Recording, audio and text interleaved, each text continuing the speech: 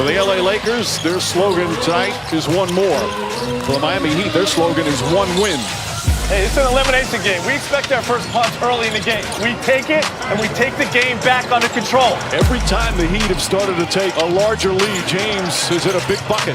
Caldwell Pope puts it in, and the Lakers regain the lead. Robinson puts up a three, and the Heat back on top by two. Running layup, LeBron James ties the game. Butler drives, got it again. Markieff Morris throws it out of bounds. There'll be a game 6. Jimmy Butler with another masterpiece. Big triple-double from Jim Butler. He's done it all for the Heat this series, including dragging them into a Game 6 Sunday. Scored or assisted on 240 points in his last 4 games. According to Elias, that's the second most in any 4-game span in a single Finals NBA history. Sandwich in there very nicely between LeBron James and Michael Jordan. We're with both ball clubs on the eve of Game 6. Malika Andrews talks first. Dave McMenamin will follow. After Game 5, Eric Spoelstra said that young folks who want to come into the league should be studying footage of Jimmy Butler as an example of what a two-way player should be. After all, he played all but 48 seconds in Game 5, and by the time he came to the podium to talk to reporters after the game, he was exhausted. He was wincing as he was sitting down. He was clutching his quad, which is why he spent most of Saturday getting treatment from his personal massage therapist, Armando.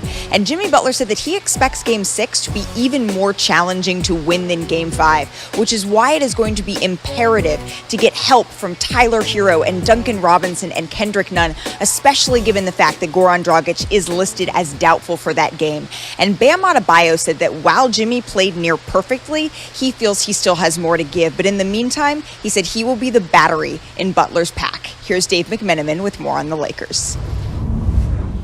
Lakers coach Frank Vogel took exception with 2 fouls on Jimmy Butler in the final minute of Game 5, calling them, quote, bad calls, and adding he was disappointed in that aspect of the game.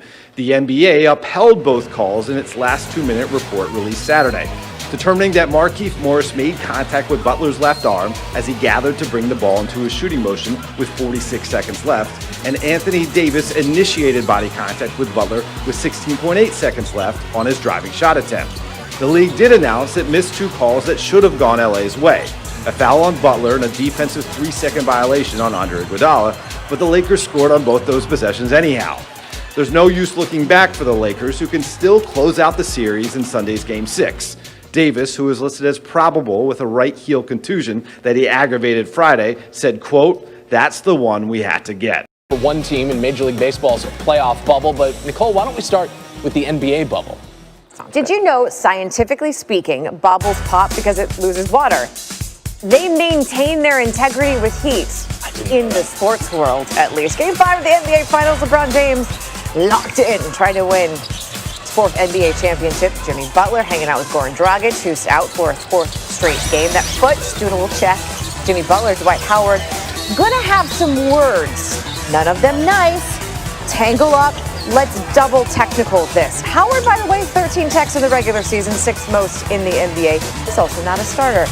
Less than a minute later, LeBron, the steal, Anthony Davis, oh my! I think we're gonna see that in top plays. I mean, if we don't, somebody's having vision issues.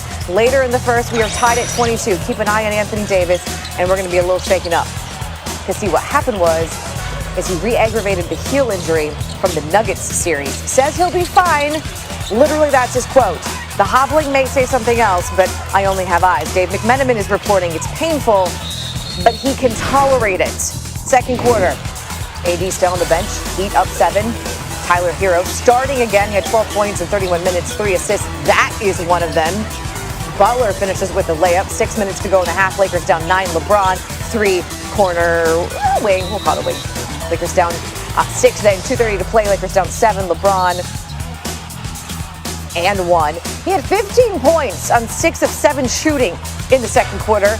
There would be more greatness from LeBron and that guy, Jimmy Butler. Butler in the parlor with a candlestick. 22 points on 7 of 10 shooting in the first half. LeBron had 21 on 9 of 11. So they're kind of awesome. Heat up 4 at the break. 7 minutes to play now in the third. Game tied at 70. Jay Crowder gonna miss the 3. Butler and 1. He's a little shaken up on the play. Spoiler alert, he'd be fine. Howard, by the way, assessed a flagrant 1 for the contact. I remind you, he was teed up earlier. Heat up 3. Butler says he's been calling for a big game from Duncan Robinson for a while now. Got it. 26 points, 7 of 13 from 3. Heat led by 6 going into the 4th. Bald Mamba. But oops. Allows Butler to get open, knocking down the jumper because he was focused on Robinson. Heat 2-point lead. LeBron now. 1:40 to play. Contact doesn't matter. Clutch play from LeBron. Off his fingertips. Lakers by 1 after the free throw. 1:18 to play. Heat still down 1. And what is Jimmy Butler going to do? Butler's going to flex now. His turn. Drive. Fade away. Got it. Heat back up 1. Next Lakers possession. Now it's LeBron's turn. Inside. Try. Well, I'm going to try again. Rebound, put back, Lakers up 1. 50 seconds to play. Butler played 47 minutes. To the rim. Fouled by Markieff Morris. He's exhausted. Spoelstra said that moment right there is when you see a champion before he's a champion. 30 seconds to play. AD. But no. The shot clock expired. Lakers 1-point lead. Pat Riley, your thoughts? 20 seconds to play. LeBron allowing Butler to drive. Butler is fouled by Davis. So some big free throws are coming. And guess what? He's clutch. Nailed it. His will to win is remarkable. 35 points, 12 rebounds, 11 assists. Those aren't my words. That's Spoelstra's words. It's a win or win for us. Heat, 1-point lead. They got a chance, and Danny Green's going to take it because the entire Heat team collapsed on LeBron. LeBron had 40, 13 rebounds, and a 7-assist game. Could have been 8 assists.